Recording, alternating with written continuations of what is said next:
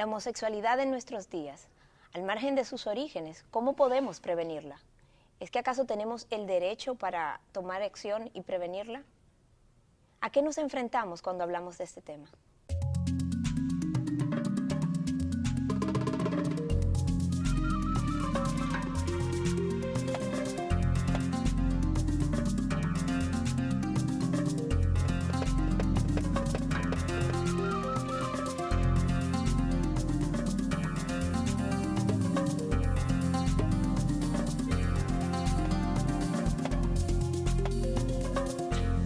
Hola Miguel, ¿qué tal? Así damos la bienvenida a nuestro cuarto programa de la homosexualidad. Así es, Patricia, muy bien y de nuevo, ¿verdad? Muy contento de poder contribuir a lo que es la formación de nuestra sociedad. Para aquellos que quizás no pudieron ver esos otros programas, vamos a hacer un repaso de lo que ha sido esta serie de la homosexualidad.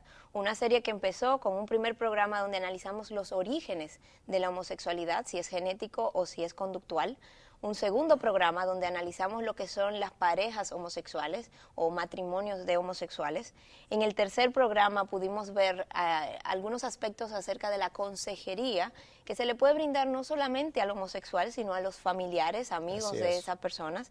Y decíamos que esta serie quedaría incompleta si no tratamos el tema de la prevención de la homosexualidad. Así es, Patricia. Y cuando hablamos de prevención nos estamos refiriendo a la modificación de patrones de conductas, patrones familiares disfuncionales, de manera que le permitan al niño desarrollar su masculinidad, a la niña desarrollar su feminidad y que los padres puedan servir, ¿verdad?, como modelos, que ellos puedan modelar los roles asignados al uno y al otro. Justamente a lo largo de este programa lo que pretendemos hacer es revisar el impacto de los patrones familiares, ya sean disfuncionales dentro de la familia de hoy, así como los patrones de lo que sería una familia modelo, y así contrastar entonces lo que está ocurriendo, cómo prevenir lo que está ocurriendo dentro de las familias que tienen disfuncionalidades versus lo que sería un patrón, que sería un modelo de familia. Sí, el patrón o el modelo, ¿verdad?, a seguir es algo que Dios ha dado, es un diseño dado por el creador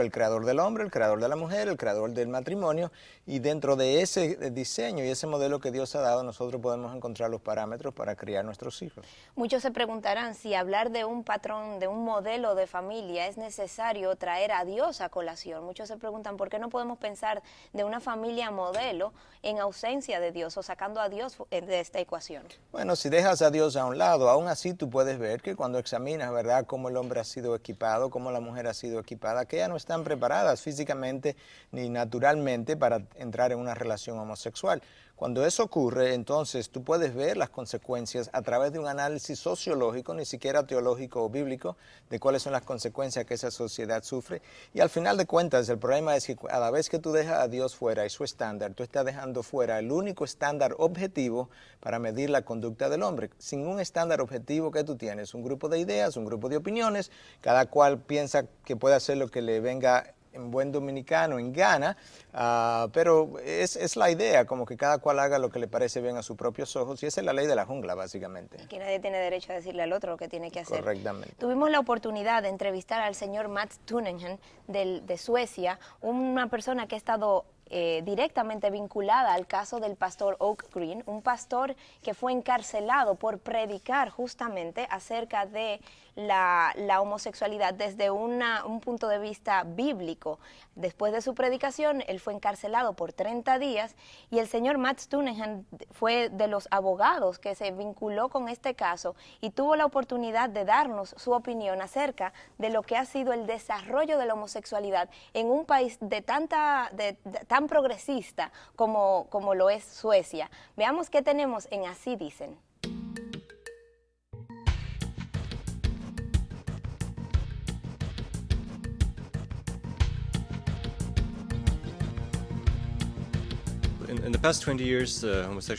En los últimos 20 años, los homosexuales han ganado mucho favor en las leyes. El derecho a aparejarse, a adoptar niños, el derecho a casarse en la iglesia y obtener la bendición eclesiástica incluso. También el derecho a obtener inseminación artificial y fertilización. También tienen trato y favores especiales por ley y el respeto a estas.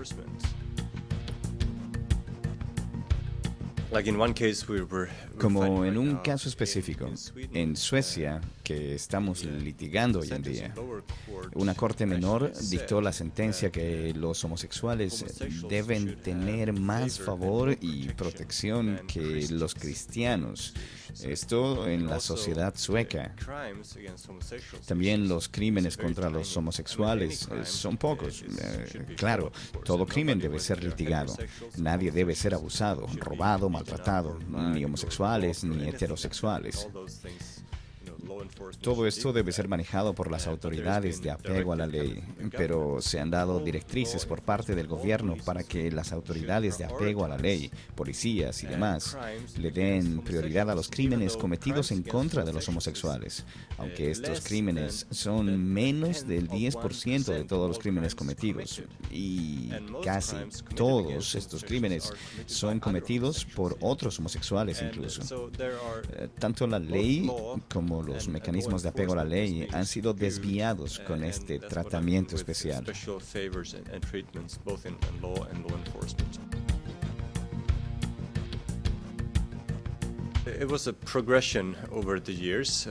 Fue una progresión a través de los años. Todo comenzó con pequeños pasos que podemos pensar que tal vez no son importantes y hasta insignificantes. Pero el cabildeo homosexual es fuerte. Es pequeño, pero fuerte y bien conectado. Son bien dirigidos y están cabildeando por todo un paquete que empieza por el derecho a casarse o tener un reconocimiento legal de sus uniones.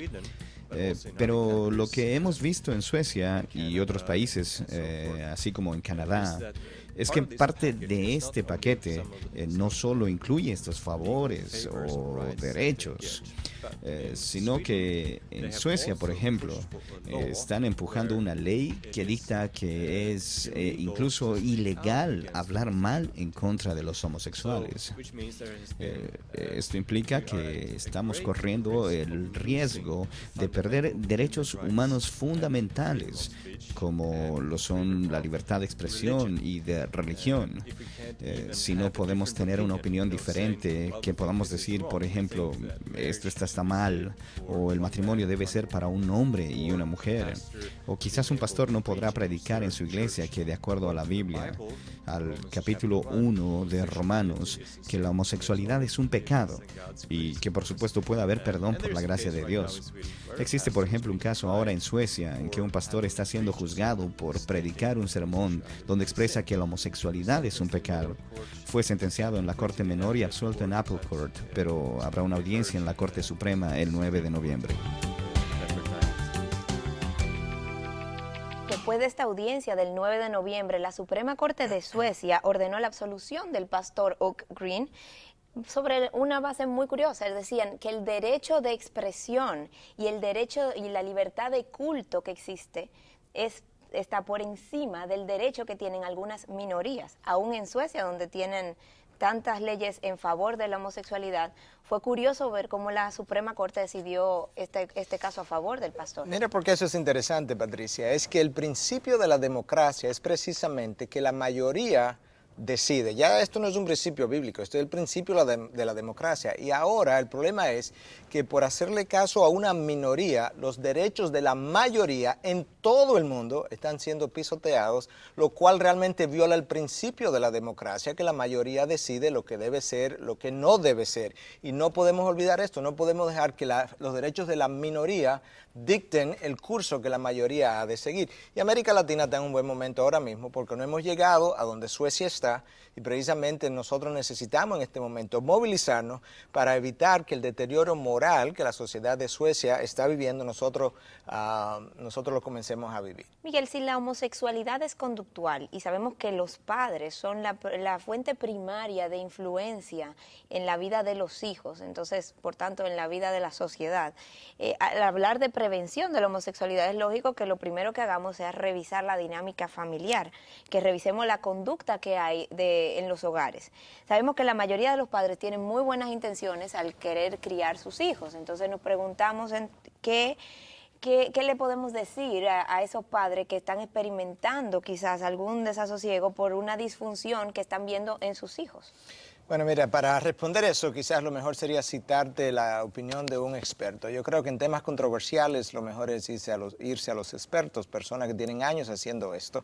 El doctor Joseph Nicolosi, déjame decirte quién él es el presidente de la Asociación Nacional de Investigación y Terapia de la Homosexualidad en Estados Unidos, con más de 20 años de ejercicio en esta área. Y él es coautor del libro Una guía paterna de cómo prevenir la homosexualidad. Y él dice en ese libro que la mayoría de los padres de estos hijos, ¿verdad?, con esas disfunciones homosexuales, caen dentro del patrón o el rango normal psicológicamente hablando. Pero él dice que hay un común denominador que se observa en estos padres, y yo voy a citarte exactamente lo que él dice con relación a ese común denominador, y es la incapacidad o la no voluntad de contrarrestar la actitud defensiva de sus hijos que los mantiene alejados del padre, y ese padre rehúsa encarar eso para atraer al niño de nuevo a lo que es su rol masculino, ya sea porque ese padre no quiere o no puede hacer ese trabajo. Hay un trabajo que él tiene que hacer para ese hijo que se ha despegado de él de forma defensiva, él reencontrarlo y traerlo. Pero dice que los padres tienen un perfil, que tienen una condición emocional normal. Psicológicamente la mayoría de ellos parecen ser normales. Sin embargo,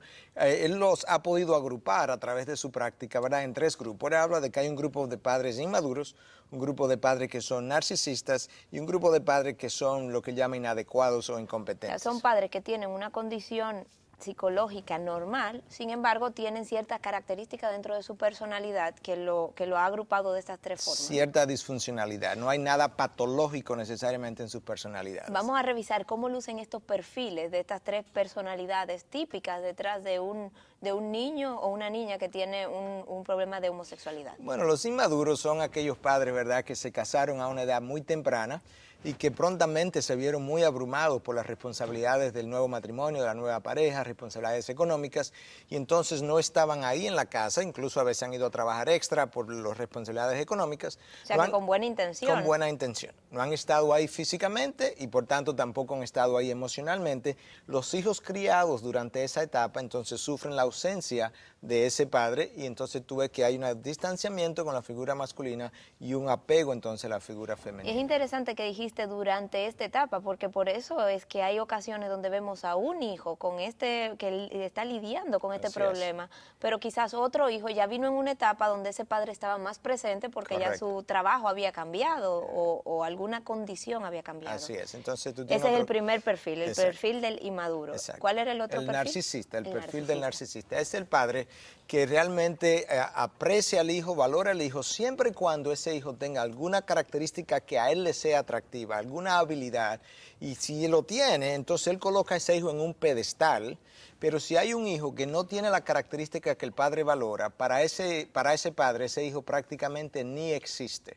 Y ese hijo comienza a sentir ese rechazo del Entonces, padre. por eso se aleja, y de ahí es que viene esa actitud defensiva que luego vamos a explicar del hijo hacia el padre, ¿no? Así es. El tercer perfil, hablabas de que era el inadecuado. Inadecuado o incompetente. Ya este es un perfil un poco diferente, porque en este caso el padre a veces se da cuenta incluso que él no puede tener esa cercanía con su hijo, hay una inhabilidad emocional para él expresarle eso al hijo, y él lo sabe y muchas veces está frustrado con eso, él lo admite, pero luego que lo admite no hace absolutamente nada para él cambiar esa dinámica entre él y el hijo, y es por eso que se le ha llamado el padre inadecuado o incompetente. Miguel, hablabas de que eran padres que, a pesar de tener en el área psicológica una vida sana, digamos, sienten cierto rechazo por alguna de estas 3 condiciones hacia su hijo, y es justamente el factor común en la vida de los homosexuales, el sentimiento de rechazo. Vamos a desglosar un poco a lo que se refiere para poder entender cómo prevenir este rechazo. Bueno, el primer paso es realmente eso, el padre que ha sido quizás abusivo verbalmente o ha sido abusivo físicamente, con esas formas de hablar y de ser y conductas, él está expresando ese rechazo hacia el hijo siente el rechazo. Entonces, paso número 1 es el rechazo del padre hacia el hijo.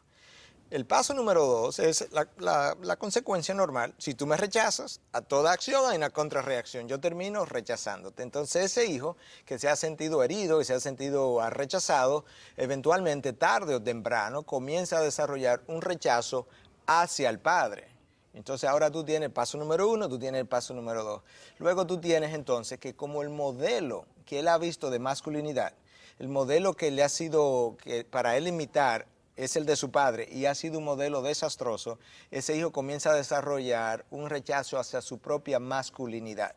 Ahora tú tienes los 3 ingredientes perfectos para una situación homosexual en un niño o un adolescente. Sin embargo, veo también que hay un ingrediente que viene de parte del niño y que el niño es el que tendría el control de responder o con rechazo o no. Entonces de ahí podemos ver también que no todos los padres que tienen una forma abusiva de hablar o que tienen alguna de estas características producen necesariamente personas que el día de mañana son consideradas como homosexuales. Así es, y en la medida en que ese niño se percata, o mejor dicho, los amigos de ese niño se percatan de que este niño ha comenzado a buscar a su mamá como refugio, como la figura principal, en vez de su padre, lo rechazan, lo relajan, y este niño ahora no tiene nadie en que refugiarse del sexo masculino y termina refugiándose siempre en su madre. Miguel, te hablaba del niño que empieza a sentirse cómodo con juegos de niña y te preguntaba si es esto suficiente evidencia de una conducta pre-homosexual que debe levantar las banderas de alerta en una familia para poner en ejecución lo que sería un plan preventivo entonces. Bueno, hay que diferenciar, ¿verdad? Por un lado, qué tipo de conductas son y por otro lado, a qué edad ocurren. Entre 3, 4 y 5 años, el hecho de que el niño quiera jugar a papá y mamá y en un momento dado él quiera ser mamá y ella quiera ser papá, a esa edad es perfectamente entendible y es parte del desarrollo normal del niño. Pero ya cuando tú comienzas a avanzar en edad, la Asociación Americana de Psiquiatría, de hecho, ha establecido parámetros muy específicos que deben llamar la voz de alerta. Yo quiero literalmente citar cuáles son esos parámetros. Número 1, un deseo repetitivo de decir que él o ella es del otro sexo. Eso debe ser preocupante. Cuando es compulsivo, digamos. Exacto, y repetitivo, una y otra vez. No es un día que se jugó a papá y mamá, es algo que es reiterativo. Que cada vez que juegan él quiere ser. Exacto. Número 2, una preferencia de vestirse del otro sexo. Esa es su preferencia. No que un día se le ocurrió hacer algo, ¿verdad? Una mala crianza, ¿no? Algo gracioso. O algo gracioso, ¿no? Es algo que él prefiere eso. Número 3, el deseo de jugar el rol del otro sexo en los juegos de niños. Y sobre todo cuando tú comienzas a entrar entonces en la edad de 6, 7, 8, 9, 10 años, una edad más avanzada. Un cuarto, un deseo intenso de participar en los juegos que son típicos del sexo opuesto, como sería un niño jugando con muñecas, por ejemplo. Y quinto, una preferencia muy fuerte de que sus amigos o amigas sean del sexo opuesto. Cuando eso comienza a estar presente en la edad de 8, 9, 10 años. Como todos estos factores juntos, exacto, combinados, una combinación de estos. O algunos de estos, entonces eso debía ser preocupante, sobre todo cuando es de forma reiterativa. Pero lo preocupante más aún, Miguel, es que cuando esa madre o ese padre quizás acude a una educadora que está en contacto con el niño también y le manifiesta su inquietud, el encontrar que quizás entonces la educadora entienda que esto es normal, que esto es quizás parte de la genética del niño y que el niño está más inclinado a por ciertas razones y que no le dé la importancia que conlleva. Entonces, como quien dice, anestesia la mente de la mamá o del papá ante esta alerta. Bueno, yo creo que lo primero que debe hacerse, como decía Joseph Nicolosi, que citamos hace un momento, es la necesidad de que los padres eduquen a sus hijos, que puedan aclararle a sus hijos que este sentido de masculinidad y de feminidad con el que nosotros nacemos no es algo inventado, es algo que realmente ha sido probado y es algo que ha sido necesario para el establecimiento de la sociedad y la estabilización de la sociedad, y así es que el mundo ha funcionado. Podérselo explicar en sus palabras a los niños. Claro, claro. Miguel, me imagino que el siguiente paso es pedir ayuda. Aparte del padre estar informado y educarse, es pedir ayuda, algo que quizás a muchos padres no solamente le cuesta, sino que hay muchos sentimientos de negación al respecto, me imagino, en la etapa del desarrollo del niño. Sí, yo creo que es un buen paso a dar, pero cuando se pide la ayuda, entonces lo importante es que se pueda evaluar el matrimonio, la pareja, cómo está funcionando, porque cada vez que tú ves estos patrones de disfuncionalidad, tú encuentras disfuncionalidades en la pareja, en la forma de relacionarse. A veces la mujer que siente que su esposo es muy distante o siente esa esposa que su esposo no se está relacionando relacionando lo suficiente con el hijo o con los hijos. Entonces yo creo que lo primero que hay que hacer es evaluar la dinámica que los padres están llevando en el hogar. Sí, justamente como consejero en muchas ocasiones hemos comentado que la mayoría de las ocasiones donde una pareja viene con problemas con los hijos, es justamente la pareja la que necesita primero ir a sentarse en Correcto. una sala de consejería. Correcto. Y al hablar de evaluar el matrimonio, sabemos que el matrimonio ciertamente está en crisis. Más de la mitad de las parejas en países avanzados como Estados Unidos están conviviendo fuera de lo que es el régimen matrimonial, y de hecho de esos que se llegan a comprometer en matrimonio son múltiples los que acaban entonces en las salas de las cortes de divorcio.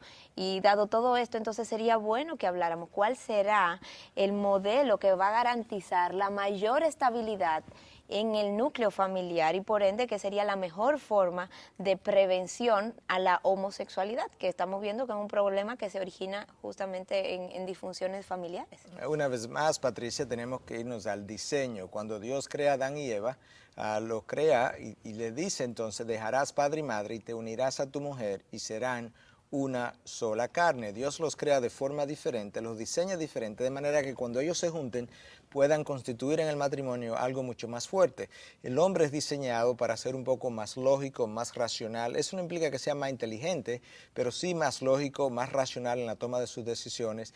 Cuando se expresa es un poco más tosco, más áspero, más rudo. Él expresa eso como niño jugando ciertos juegos, la forma como lo juega. Entonces, cuando ese niño ve eso en su padre, él comienza a establecer la diferencia entre lo que es la masculinidad y la feminidad. La niña misma también comienza a observar que su madre es más gentil, es más cariñosa, es más, trata de entenderte mejor, es más tierna, más suave. Entonces, también ve el niño la diferencia, pero la niña dice, ok, mi mami es así, eso es como yo debo ser como niña, y mi papi es así, eso es como mi hermano o mi primo debe ser, y ella comienza a aprender esas diferencias. El problema es, Patricia, que nosotros estamos en un momento donde se ha hecho en la sociedad un grave error.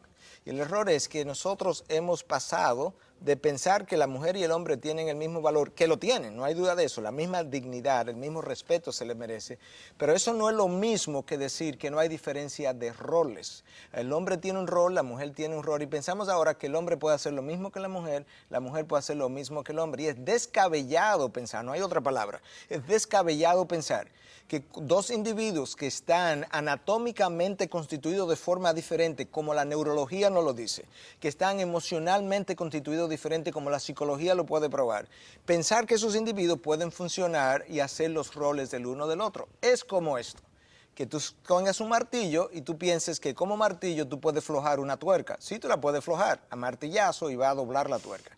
Tú tengas un alicate y tú pienses que tú puedes clavar un clavo. Sí, tú puedes hacerlo, pero en el proceso va a doblar el clavo. El martillo y el alicate es el esposo y es la esposa, y la tuerca y el clavo son los hijos, quienes ellos tuercen cuando tratan de llenar el rol de la otra persona. Miguel, hemos establecido ya que los hijos aprenden lo que es la feminidad y la masculinidad de sus padres, los primeros que los influencian. Entonces, revisemos ahora cómo pueden impactar los padres en específico la vida de los hijos varones, no las hijas, sino de los padres. Bueno, los hijos. Exacto, perdón. Tiene el rol del padre, tiene el rol de la madre, el rol del padre en su papel, ¿verdad?, de afirmación, de aprobación, pero la madre tiene que tener mucho cuidado, la madre tiene que involucrarse en la vida de sus hijos, pero ese involucramiento no puede ser exagerado, no puede ser desmedido, y eso es uno de los problemas que se han observado en hogares, ¿verdad?, que han producido hijos homosexuales, es que la madre ha sido muy emocionalmente extrovertida, emocionalmente abierta, altamente involucrada en la vida del hijo. En la vida del hijo, y el hijo no tiene claro cuáles son sus límites, dónde comienza su masculinidad, dónde comienza la feminidad de la madre, y eso es un rol que la madre necesita jugar con mucha sabiduría, es una línea muy fina y que es importante recordar. Y es una línea que sé que levanta muchas cejas, porque ¿qué pasa? Que hay madres que están tremendamente involucradas en la vida de sus hijos porque han entendido que es excelente que lo estén. De hecho, hay madres que han dejado de trabajar para poder estar tan apegados, tan encima y vigilante de esos hijos. ¿Cómo saber cuándo ya se ha cruzado esa línea, ya está involucrando a la madre demasiado en la vida del niño? Bueno, la madre necesita, ¿verdad?, involucrarse, pero necesita dejar cierto espacio para la expresión espontánea de su temperamento, de sus emociones. Cuando esa madre no deja ese espacio, el niño comienza a hacerse más dependiente. El niño, o sea, estamos hablando de los varones. Exacto, comienza a hacerse más dependiente de la madre. Pero la madre necesita en ese desarrollo darle cierta independencia, que el niño desarrolle cierto grado de independencia, donde él pueda sentirse hasta cierto punto seguro. Cuando esa madre no está haciendo eso, obviamente, ella ha comenzado a involucrarse mucho más allá, y entonces el niño no tiene claro la distinción entre lo que es el rol masculino y el rol femenino. De manera que yo creo que esa es una de las cosas a tener en cuenta. Miguel, en nuestra sociedad hay un alto porcentaje de hogares monoparentales, donde la figura del papá no existe y esa madre se ve en la necesidad de ser mamá y papá al mismo tiempo. ¿Qué le decimos a una madre que está en esta situación? Bueno, yo creo que hay varias cosas que ella puede hacer. Por un lado, ella necesita evaluar, monitorizar la relación de sus hijos o con su hijo, ¿verdad?, o hijos, en base a estos comentarios y recomendaciones que estamos haciendo. Eso es lo primero. Por otro lado, ella necesita incentivar lo que es el rol masculino, ¿verdad?, en su hijo. Ella necesita como inyectar ese hijo de cierto ánimo hacia lo que es el rol masculino y monitorizar eso y evaluar incluso si su hijo está desarrollando, se está comportando con cierto nivel de rudeza, de aspereza, que es muy típico. O sea, verlo como usual y no pretender que el niño se comporte tan correctamente que no sea masculino en su comportamiento. Correcto. Y lo otro que ella puede hacer es, por un lado, no hablar enfrente del niño mal de los hombres, porque eso en los hogares monoparentales, donde ha habido mucha herida, mucho sufrimiento, eso ocurre muchas veces, donde la madre acaba con el padre. Bueno, cuando acaba con el padre, acaba también con el concepto, el rol masculino en la mente del niño. En la mente del niño, y eso es grave. Y finalmente ella puede buscar una figura masculina, que puede ser un tío, puede ser un hermano, puede ser un abuelo, con el cual ese niño se pueda identificar, con el cual pueda salir, donde pueda ir y encontrar refugio. Esas son de las cosas prácticas que ella pudiera hacer. Me imagino que el estado emocional de la madre tiene su impacto sobre la vida del niño, como bien has venido diciendo. Y a modo de ilustración, veo a una madre donde se prefiera quizás desembocar toda esa emoción, todo ese mundo emocional sobre los hijos, porque ella prefiere eso que lidiar directamente ella con sus problemas. Ella prefiere volcarse en los hijos y entonces empieza a ser esa madre sobreprotectora y sobreinvolucrada, en vez de estar lidiando con sus propios problemas. Bueno, sí, se constituye un mecanismo de defensa, pero un mecanismo de defensa que tiene un alto precio. Y se da entonces lo que se ha conocido como una relación triádica, que yo quisiera ahora que ilustráramos para aquellos que nos ven. En este triángulo, de una forma muy clara, tú ves dónde está la madre, dónde está el hijo y dónde está el padre. Tú tienes a un padre desligado que está allá arriba en el triángulo, que aparte de desligado, es un padre que tiende a ser crítico del hijo. Tú tienes por otro lado entonces a una madre que se siente no comunicada con el padre, hay una falta de comunicación entre padre y madre, y ahora tú tienes que esa madre que tú tienes aquí a mi izquierda del triángulo, tiene necesidades emocionales que ella con frecuencia trata de llenar con su hijo, y ahí se produce ese involucramiento significativo con el daño entonces en la mente del niño de lo que es el rol masculino y que él no sabe distinguir ahora. ¿Qué influencia, Miguel, qué papel juega ese padre en la vida de los hijos, del hijo? Bueno, los estudios han demostrado que cuando esto ocurre, esta relación triádica que hemos hablado, el padre tiene un rol capital que jugar, porque él pudiera ser como un oasis para ese niño, se pudiera ser una ciudad de refugio, si tú quieres, un lugar de refugio. Para ese niño que está cargado por las cosas que la madre le está volcando encima correctamente, emocionalmente. Y que él mismo no sabe cómo defenderse, ni él mismo sabe cómo está pasando. Entonces, si ese padre se le puede brindar a su hijo para que venga donde él, para que pase tiempo con él, puedan jugar juntos, puedan salir juntos,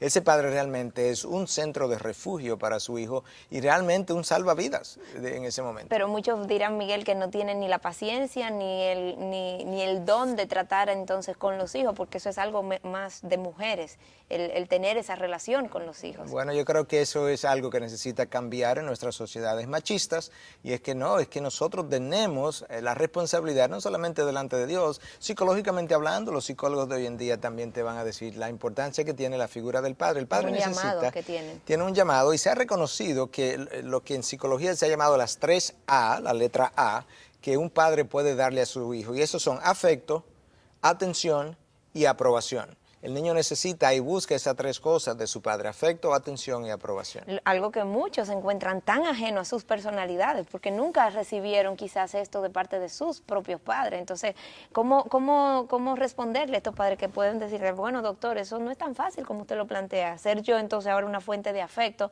cuando ni siquiera yo mismo recibí eso? Bueno, es posible, pero él necesita hacer esa autoevaluación y realmente sobreponerse, y con la misma ayuda del psicólogo, del consejero, del pastor que le esté ayudando, entonces poder brindarle eso a su hijo. Y tener algo muy en cuenta, Patricia, y es que cuando el padre comienza a sentir que el hijo le rechaza, producto de esa funcionamiento que ha habido, que el padre entonces no responda a él rechazando al hijo. Él tiene que saber que eso es un rechazo que ha ocurrido producto de una conducta anterior, y al contrario, él tiene que comenzar a buscar a ese hijo más hasta traerlo. O sea, eso es cuando el padre, en vez de ser ese refugio, lo que resulta es que empieza a rechazar a ese hijo, A rechazarlo, ¿no? Porque siente el rechazo del hijo, pero eso es natural por lo que ha ocurrido anteriormente, entonces no presta atención a eso, no lo toma de forma personal. ¿Cómo logra hacer esto ese padre? Bueno, entre otras cosas, yo creo que es precisamente bajando él sus barreras, abriendo él su puerta, sus verjas, por así decirlo, abriendo él sus brazos e invitando a ese hijo a entrar entonces en una relación. Salen juntos, juegan juntos,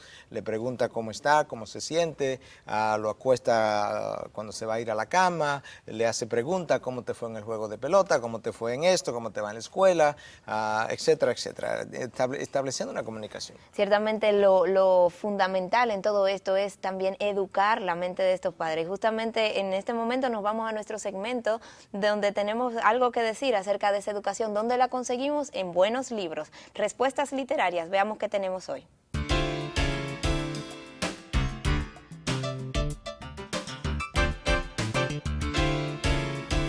Hoy en Respuestas Literarias tenemos dos obras que recomendamos a nuestros televidentes. La primera. Bueno, son dos obras muy buenas, Patricia. La primera es de Joseph Nicolosi, en inglés, A Parent's Guide to Preventing Homosexuality, o una guía para los padres, cómo prevenir la homosexualidad. Este es el señor a quien habíamos hecho alusión anteriormente, con más de 20 años de experiencia examinando y investigando acerca de los trastornos de homosexualidad. Y ha sido una fuente constante a lo largo de los 4 programas para podernos documentar de lo último que se ha hecho y de las encuestas, las más fidedignas, claro, vinieron justamente por su experiencia, la larga experiencia que tiene. Y el otro libro, ¿verdad?, también de alguien de todavía de igual experiencia, a James Dobson. Yo creo que si hay una autoridad mundial en términos de cómo criar los hijos y la dinámica familiar, es este señor, y él tiene un libro que en inglés se llama Bringing Up Boys, o Cómo criar a los varones. Sí, Cómo criar a los varones. Él fue el autor del libro de Cómo criar a niños de voluntad firme, cómo disciplinar a los niños. O sea, es una persona de mucha carrera y de mucha carrera literaria incluso. El amor debe ser firme, tiene múltiples libros, una gran autoridad. Yo creo que los padres se favorecerían enormemente si se adquieren este libro y aprenden a criar a sus hijos varones. Miguel, hablabas de unos puntos que todo padre que quiera tener una relación sólida con su hijo debería poner en práctica. El primero era evitar el rechazo hacia ese hijo. ¿El segundo punto? Habíamos aludido más o menos a él, es que los padres necesitan permanecer involucrados diariamente, continuamente en la vida de sus hijos. O sea, el papá en la vida del hijo. En la vida del hijo, precisamente para que él adquiera esa identificación con él. Él necesita darle ese tiempo. Pero muchas personas, sobre todo muchos padres, no tienen ese tiempo, no tienen ni siquiera la energía. Apenas cuando llegan a la casa tienen un espacio para poder ver un poco de televisión y relajarse un poco antes de dormir, y al otro día empezar otra vez la rutina y el trabajo y todo lo demás. Patricia, la realidad es que nosotros tenemos tiempo para lo que queremos sacar el tiempo. Ese padre que me acabas de decir tiene tiempo para televisión, tiene tiempo para computadora, algunos tienen tiempo para irse a jugar golf, tienen tiempo para irse a jugar tenis. El tiempo hay que hacerlo, hay que presupuestarlo, de lo contrario usted va a pagar un alto precio, o lo paga en el sacrificio que hace en beneficio de sus hijos y de los hijos de los hijos, o lo paga precisamente en la disfuncionalidad que ese hijo va a experimentar. Miguel, hablabas de la necesidad de ese padre pasar tiempo con el hijo, de hacer actividades juntas, pero muchos padres sé que se preguntan, ¿y de qué hablo yo con mi hijo durante todo ese tiempo especial, el momento de acostarlo, el momento de llevarlo al colegio y todo eso? Bueno, de las actividades del niño, del juego de pelota que jugó, que cómo le fue, de los amigos que tiene, si no quiere ir a un cumpleaños, no quiero ir a visitar a un amigo, ¿por qué no quiere ir? ¿A cuáles otros amigos le gustaría visitar? ¿Cuál es la importancia detrás de todos estos diálogos? Bueno, es que se va desarrollando un vínculo y el niño comienza a entender, yo le caigo bien a mi papi, yo le intereso a mi papá muestra amor por mí, muestra que realmente le está interesado en lo que está dentro, le está expresando sus emociones y el padre está oyendo las emociones y está respondiendo a sus emociones. Si no quiere ir a un lugar, tú preferirías ir a otro, ¿por qué a ese otro? Ir con él quizás a ese otro lugar. Y quizás así ir viendo también cómo esas conductas que pueden lucir pre-homosexual se pueden ir identificando realmente las causas que hay detrás de eso. Claro, porque él puede, al pasar más tiempo puede irla viendo y descubriéndolas. A un momento más temprano y en un momento, en una situación más ideal para poder poner las medidas preventivas, ¿no? Correcto. Estos fueron unos consejos prácticos para la prevención de homosexualidad en niños. Y me pregunto si al hablar de prevención en niñas, sería tan fácil como cambiar el nombre de papá en la lista de todos los consejos que hemos dado al nombre de mamá. Si simplemente con hacer este cambio ya estaríamos hablando de lo que sería una lista de consejos entonces para la madre en esta ocasión. Bueno, yo creo que en gran medida sí, y hay otras cosas que no, pero no hay duda de que una madre que haya sanado emocionalmente y que pase tiempo con su hija y que en ese pasar tiempo con su hija pueda entenderla, entender sus emociones, precisamente porque ella está mejor capacitada que el hombre incluso para hacer eso, va a comenzar a desarrollar ese vínculo, ese lazo, ese puente con su hija de una mejor forma. Igualmente, Patricia, cuando una madre que tiene esas heridas del pasado y no ha sanado y comienza a hablarle a esa hija en contra, ¿verdad?, de la figura masculina, está haciendo lo opuesto. Bueno, pues tú puedes hacer lo positivo, tú puedes sanar de esa herida y al contrario, entonces afirmar en tu hija la figura de su padre, el rol que su padre juega, su masculinidad. Yo creo que es un factor sumamente importante hoy en día porque cada vez más las niñas están siendo empujadas a comportarse igual que los hombres, que los varones, en los juegos, en los deportes, en las actividades, en el vocabulario que usan. Entonces hay una gran confusión hoy en día, ¿verdad?, en estos días en cuanto a los roles y sobre todo cuando hay hogares monoparentales o aún en los hogares donde no son monoparentales, pero donde la madre lleva las riendas. Entonces esa niña muchas veces no tiene bien claro cuál es el rol del papá, cuál es el rol de la mamá. Es importante que la mamá esté ahí físicamente, que esté ahí emocionalmente para llenar esas necesidades de su hija. ¿Cómo, Miguel, la psicología le ha reconocido a las niñas una necesidad especial de aprobación y se le necesita estimular, levantar su autoestima y todo esto? Entonces es algo muy importante en la vida de las niñas. ¿Cuáles serían unos consejos prácticos para poder transmitirle a esas niñas justamente esa aprobación que tanto necesitan y que así no se cree entonces la condición de prehomosexualidad que hay en los casos de las niñas? Bueno, de nuevo, un padre que le exprese a su hija que le ama, un padre que le exprese a su hija que ella es bonita o está bonita, a un padre que le exprese a su hija que él está orgulloso de ella, un padre que le exprese, ¿verdad?, que de palabra, entonces, de palabras, que la aplauda cuando le haya ido bien en los estudios, pero honestamente la niña necesita sentir que aun cuando ella no sea la más inteligente, aun cuando ella no sea la mejor deportista, cuando ella no sea la más bonita de todas las niñas, ella necesita entender que para su papá ella sí lo es, que ella es importante, especial precisamente para ese papá y él lo puede hacer a través de esas palabras de afirmación. Miguel, ¿podríamos hablar de prevención a la homosexualidad cuando ya se tienen hijos adolescentes y se reconoce que nunca se trabajó entonces en una infancia el vínculo que hemos desarrollado a lo largo del programa de hoy que es tan necesario tener? Quizás hay padres que con este material, bueno, se han visto confrontados y han reconocido que no hicieron ese trabajo en una edad tierna. Entonces, hoy ellos tienen esas preocupaciones con ciertas conductas que ven en sus hijos y están confundidos. Bueno, en esos casos yo creo, Patricia, que tenemos que hablar más de medidas correctivas más que medidas preventivas. Y lo mejor que unos padres pueden hacer en ese momento es primero ir donde su hijo y confesar lo mal que han hecho, pedirle perdón por ciertas conductas que ellos cometieron en el pasado que llevaron a que ellos se desviaran. Y número 3, aparte de pedir el perdón, es expresarle a los hijos que aún a esa edad ellos tienen el interés de guiarlos, de prevenirles, de prohibirles a veces cosas, a buscar a Dios, porque su sabiduría en ese momento, el poder de Dios, la gracia de Dios pudiera contribuir significativamente a modificar, a corregir el curso que ese niño lleva para que ellos puedan una vez más quizás aprender o comenzar a ver el valor de la masculinidad o el valor de la feminidad y los diferentes roles que deben jugar. Llegó el momento de irnos a nuestro segmento de preguntas, donde respondemos las inquietudes de nuestros televidentes.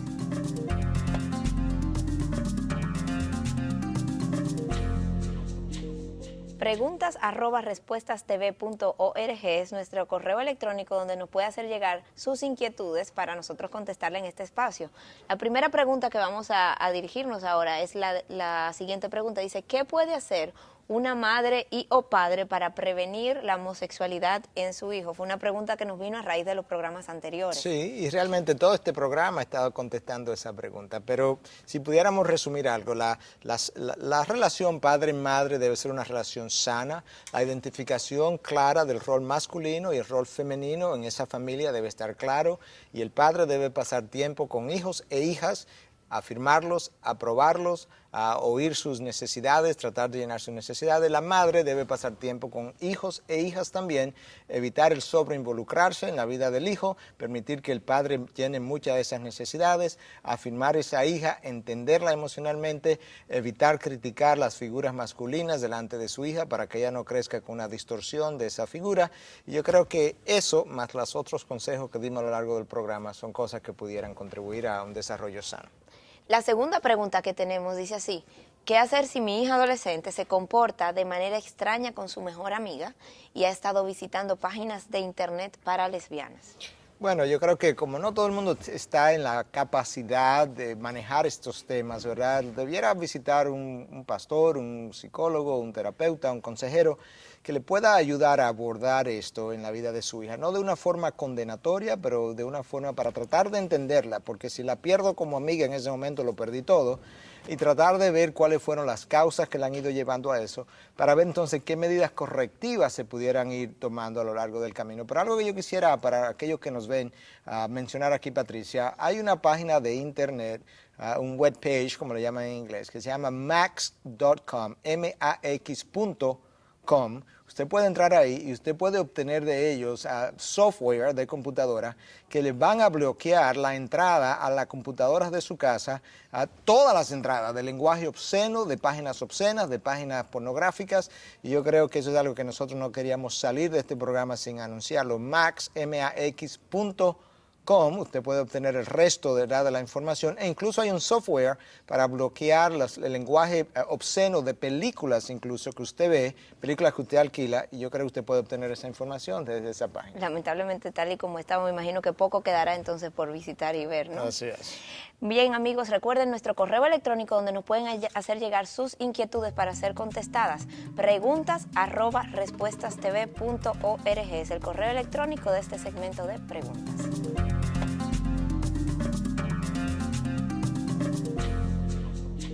Miguel, ¿con qué mensaje despides esta serie de programas acerca de la homosexualidad? Yo creo que lo primero que una familia, que una pareja debe entender es que cuando hay problemas de este tipo, lo primero a ser evaluado es cómo andan ellos, cómo anda la dinámica familiar. Y yo creo que lo primero que no anda bien en la mayoría de esos hogares es el caminar con Dios. Y lamentablemente, si no camino con Dios, tampoco voy a poder modelar el diseño, el patrón, el modelo que Dios ha dado. De manera que yo creo que eso es algo que debe corregirse. Y todo esto que hemos dicho, obviamente, va a funcionar mejor en el contexto de una familia que decide caminar con Dios. Eso para ellos. Pero para aquellos que ya han incurrido en la práctica de la homosexualidad, queremos terminar con una palabra de esperanza, que realmente hay esperanza de perdón en el corazón de Dios, que Dios siempre está dispuesto a recibir al que se acerca a Él con un espíritu contrito y humillado, y que Él tiene la oportunidad de devolverse en U, como decimos, y volver a caminar correctamente o comenzar a caminar correctamente de nuevo. Y finalmente, que si él o ella hace eso y encuentra una relación personal con Cristo, verdaderamente va a poder encontrar muchas cosas de las que andaba buscando. Va a poder encontrar perdón para sus pecados, va a poder encontrar sanación para sus heridas, va a poder encontrar gracia para perdonar a otros, va a poder encontrar fortaleza para vivir y va a poder encontrar propósito para llenar muchos de sus vacíos y de sus insatisfacciones. De manera que con un mensaje de esperanza queremos despedir esta serie acerca de la homosexualidad. Muchísimas gracias, Miguel, por tu mensaje.